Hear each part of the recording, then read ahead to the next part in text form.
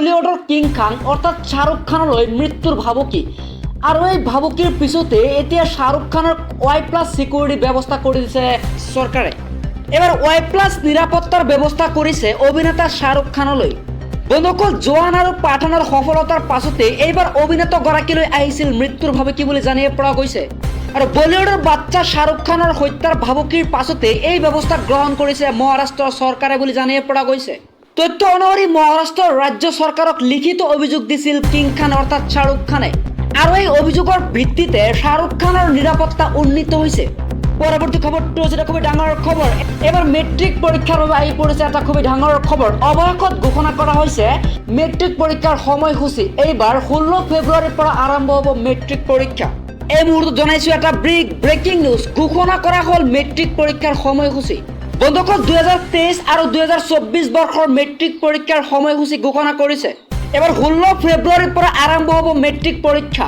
4 মাৰ্চত অন্ত পৰিব এই মেট্ৰিক পৰীক্ষা। বন্ধুসকল, 16 ফেব্ৰুৱাৰীতে পুৱা অনুষ্ঠিত হ'ব ইংৰাজী বিষয়ৰ পৰীক্ষা আৰু 17 ফেব্ৰুৱাৰীত অনুষ্ঠিত হ'ব ইলেক্ট্ৰিক বিষয়ৰ পৰীক্ষা বুলি জানিব পৰা গৈছে। আৰু ইফালে 20 ফেব্ৰুৱাৰীত পুৱা সমাজ বিজ্ঞানৰ পৰীক্ষা অনুষ্ঠিত হ'ব। ইফালে আকৌ 21 ফেব্ৰুৱাৰীত অনুষ্ঠিত হ'ব ইলেক্ট্ৰিক বিষয়ৰ পৰীক্ষা আৰু 29 ফেব্ৰুৱাৰীতে পুৱা গণিত বিষয়ৰ পৰীক্ষা অনুষ্ঠিত হ'ব আৰু 23 ফেব্ৰুৱাৰীত অনুষ্ঠিত হ'ব পুৱা MIL বিষয়ৰ পৰীক্ষা। আকৌ 26 ফেব্ৰুৱাৰীতে পুৱা অনুষ্ঠিত হ'ব সাধাৰণ বিজ্ঞানৰ পৰীক্ষা। পুনৰ জনাইছো 29 ফেব্ৰুৱাৰীত পুৱা অনুষ্ঠিত হ'ব গণিত বিষয়ৰ পৰীক্ষা। ৰাজ্যৰ 40,000 মহিলাই লাভ কৰিব 10,000কৈ টকা। হিমন্ত বিশ্ব শৰ্মাই ঘোষণা কৰিছে যে ৰাজ্যৰ 40,000 মহিলাই চৰকাৰৰ পৰা পাব এই ধন। এবাৰ 40,000 মহিলাক দিয়া হ'ব 10,000কৈ টকা। মুখ্যমন্ত্ৰী হিমন্ত বিশ্ব শৰ্মাৰ এই বৃহৎ ঘোষণা। সেল্ফ হেল্প গ্ৰুপৰ 40 লাখ মহিলাই পাব এই ধন আৰু মহিলাসকলক নিজাববীয়াকৈ ব্যৱসায় আৰম্ভ কৰিবলৈ দিয়া হ'ব এই ধন। বন্ধুসকল, দুৰ্গা পূজাৰ পিছতে লাভ কৰিব এই ফৰ্ম। এবাৰ ৰাজ্যৰ 40,000 মহিলাক 10,000কৈ টকা দিয়া হ'ব বুলি এক ডাঙৰ মন্তব্য কৰিছে হিমন্ত বিশ্ব শৰ্মাই। কাৰ্গিল সীমান্তত বিজয় ধ্বজা উৰুৱালে কংগ্ৰেছে। এই মূল জনাইছো এটা ব্ৰেকিং নিউজ। এইবাৰ 22খন আসনত জয়লাভ কৰিছে কংগ্ৰেছৰ মিত্ৰ দলে। চমক সৃষ্টি কৰে কংগ্ৰেছ দলে আৰু নেশ্যনেল ভাৰ্চেছৰ।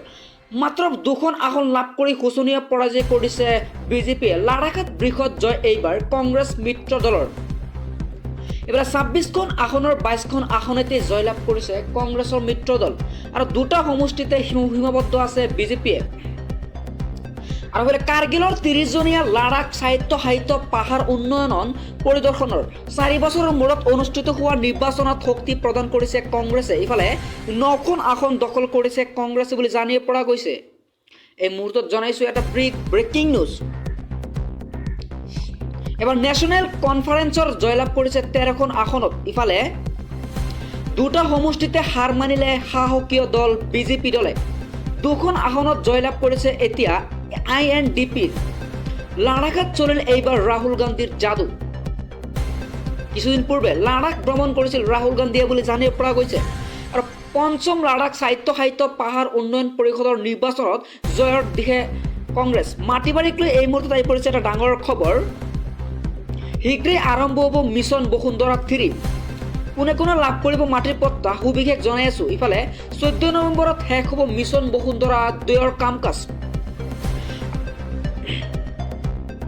আকৌ 50,000 লোকে মাটিৰ পট্টা পাব মিছন বসুন্ধৰা 2ৰ জৰিয়তে বুলি জানিব পৰা গৈছে। মিছন বসুন্ধৰা 3ত থাকিব বহু নিয়ম। পূৰ্বৰ স্বত্বাধিকাৰীৰ পৰা কেনেকৈ নাম জাৰি কৰিব সি সুবিশেষ জানিলো। পিতৃৰ পৰা পুত্ৰলৈ মাটিৰ পট্টাৰ নাম স্থানান্তৰ হ'ব। তৎকালীন সুবিধা থাকিব মিছন বসুন্ধৰা 3.3ত। 2024ৰ আৰম্ভণিতে আৰম্ভ হ'ব মিছন বসুন্ধৰা 3.0ৰ কাম। ঘোষণা কৰিছে ৰাজমন্ত্ৰীয়ে। হিন্দু মুছলমান খ্ৰীষ্টান সকলোৱে পাব এই মাটিৰ পট্টা। পৰৱৰ্তী খবৰটো হৈছে যে সন্ত্ৰাসবাদীৰ আক্ৰমণত এইবাৰ কৰিছে।